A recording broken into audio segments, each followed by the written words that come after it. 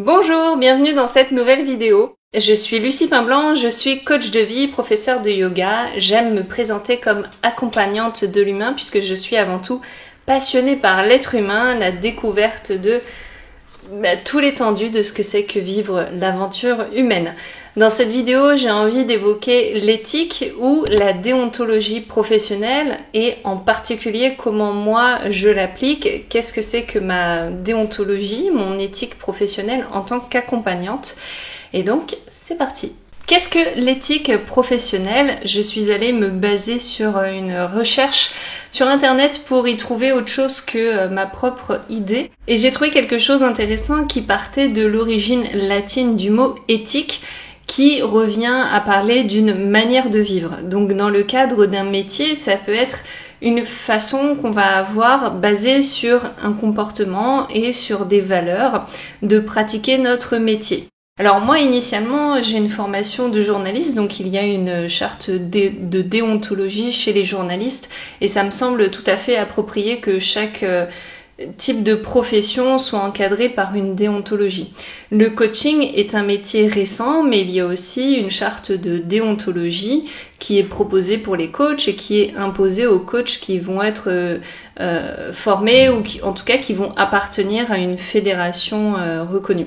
Et ça, en fait, c'est un sujet qui m'a été très récemment apporté par une coach française que j'ai côtoyée parce que la particularité de ma formation, c'est qu'elle est américaine et donc on a un peu moins quand même parlé de déontologie, même si c'était présent et surtout, on m'a pas invité à rejoindre une fédération française. Donc ça, c'est pour le contexte personnel. Cependant, j'ai toujours eu une conscience très aiguë de la déontologie ou de l'éthique dans ma pratique du métier d'accompagnante, que ce soit en tant que coach, parce que j'ai d'abord été coach, ou en tant que professeur de yoga qui est venu un petit peu après. Donc tout ça, je vais le regrouper sur le terme d'accompagnante. Donc voilà, pour l'éthique, finalement, ça va être les valeurs et le comportement que je vais adopter dans la sphère professionnelle. On pourrait aussi se poser la question de pourquoi est-ce que c'est nécessaire de suivre une certaine éthique ou une certaine déontologie professionnelle.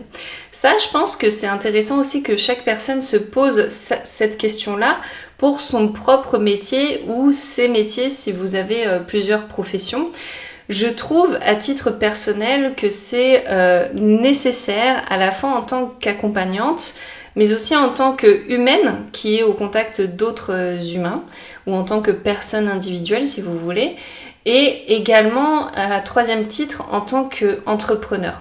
Donc cette déontologie, cette éthique, elle va reposer sur des valeurs qui vont être claires pour moi et qui vont me permettre de poser un certain cadre dans lequel je vais venir travailler. Donc ça peut être un cadre énergétique comme on pourrait se le représenter, ressentir vraiment ce cadre autour de nous qui est là pour nous protéger et pour protéger les personnes avec qui on travaille.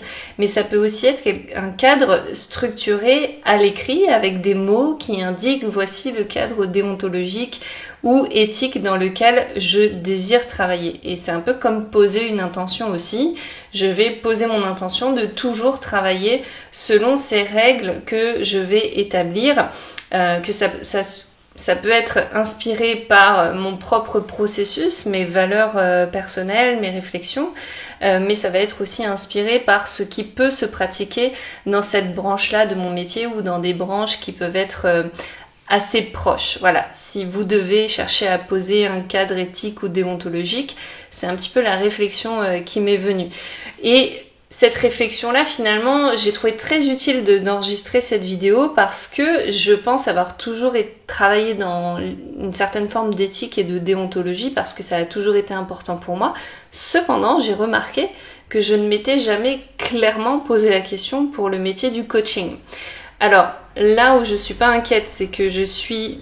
En fait, quand je l'ai écrit, c'est des choses que j'ai toujours pratiquées. Donc, ce que je vais vous dire juste après, ma façon d'être dans l'éthique et la déontologie, je l'ai toujours pratiquée parce que j'ai une conscience aiguë de ce que je fais et je ne souhaite à aucun moment faire du mal à la personne en face de moi. En particulier, là on peut penser au mouvement physique, au yoga, mais je pense que c'est encore plus dommageable d'aller faire du mal à quelqu'un dans sa psyché. Je sais que cette peur-là, elle m'aide à être très très vigilante et très très respectueuse de la personne que je vais accompagner. Donc ce qui me fait la transition avec quelle est mon éthique personnelle en tant que professionnelle. Donc je vais partager avec vous à la fois des valeurs que je vais mettre en place, mais aussi des comportements que je vais choisir d'adopter. Donc premièrement, en tant qu'accompagnante, je suis là pour guider la personne, allumer une lumière sur son chemin, mais à aucun moment je suis là pour faire un pas à sa place. Ce qui veut dire que, en tant qu'accompagnante, mon rôle c'est de proposer des éclairages pour qu'elle puisse avoir un niveau de conscience plus élevé, c'est-à-dire prendre de la hauteur sur ce qu'elle voyait, élargir sa vision, mieux comprendre ce qui se passe pour elle et se dire « Ah d'accord, c'est ça ce qui se passe pour moi, c'est ça ce que je suis en train de rencontrer. » Et là, ce qui va se passer, c'est sa propre compréhension, interprétation à la fois des enjeux et potentiellement aussi des solutions. Et là, c'est à la personne, à la cliente ou l'élève, de choisir le pas qu'elle va mettre après celui qu'elle a déjà posé au sol. En fait, le coach n'est jamais là pour être le sauveur de l'autre personne. Et donc, plus on a une conscience aiguë de ça, plus on va voir à quel moment la personne en face va essayer de faire de nous un sauveur ou une sauveuse.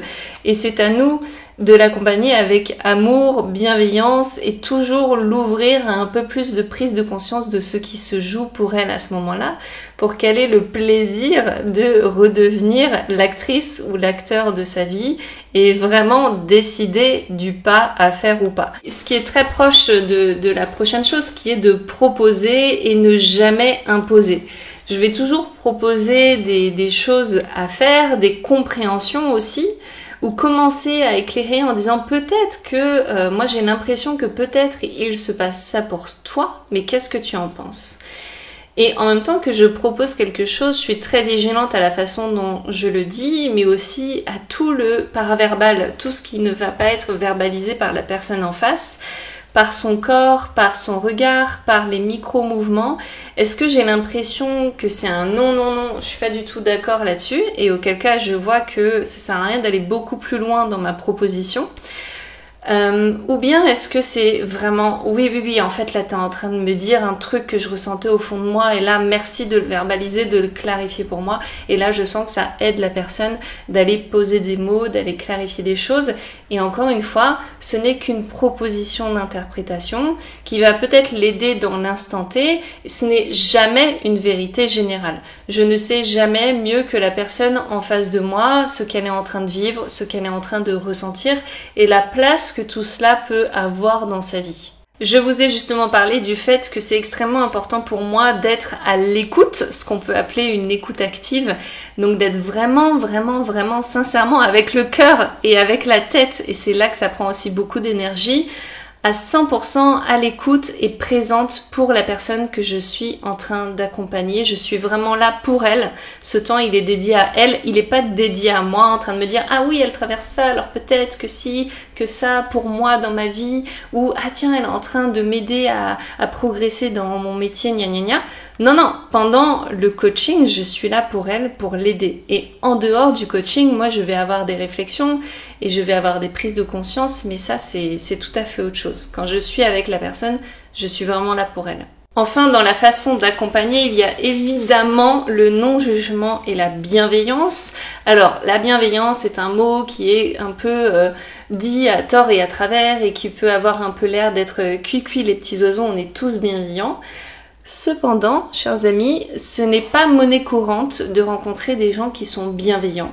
Et donc, avoir un espace dans lequel on a en face de nous quelqu'un à qui on se livre et qui est là pour absolument nous écouter sans jamais nous juger, sans jamais nous reprocher quoi que ce soit, sans jamais nous dire qu'on est nul ou qu'on aurait dû faire autrement, qui est absolument toujours bienveillant et ouvert à ce qu'on a à lui dire, c'est extraordinaire.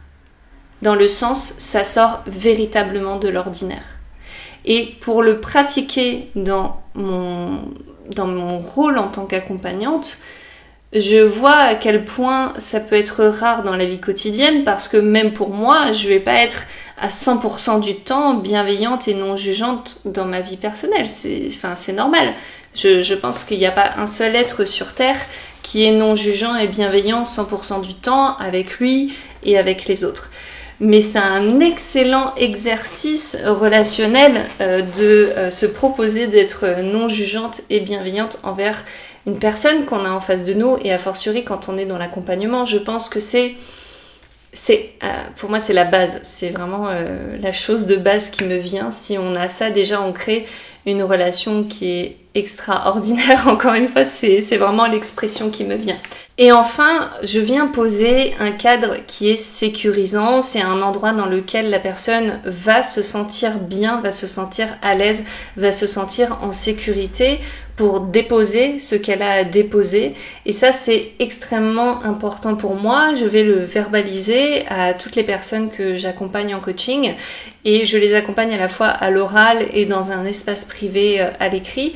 Et donc cet espace-là, il est là aussi pour déposer des choses, pas uniquement pour se faire coacher entre les séances. Ça peut être uniquement pour la personne un endroit pour venir déposer à l'écrit ou à l'oral des choses qui se sont passées pour elle, et elle sait que c'est reçu, que c'est entendu, que c'est vu.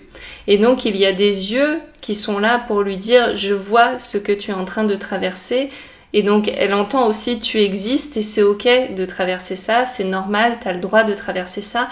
Et il n'y a pas besoin forcément d'en tirer des conclusions, de chercher à trouver des solutions. Non, tout n'est pas un problème, c'est normal qu'on traverse des choses.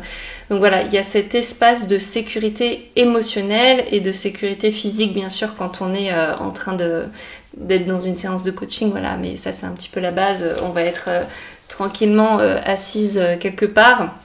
Mais cette sécurité émotionnelle, je trouve, est un enjeu majeur. Donc je pense avoir fait le tour avec aussi la notion d'humilité que j'ai pas formulée comme telle, mais voilà, l'humilité de se dire je ne sais jamais mieux que la personne que j'accompagne ce dont elle a besoin dans l'instant, et aussi l'idée de respect qui pour moi est là, est primordiale.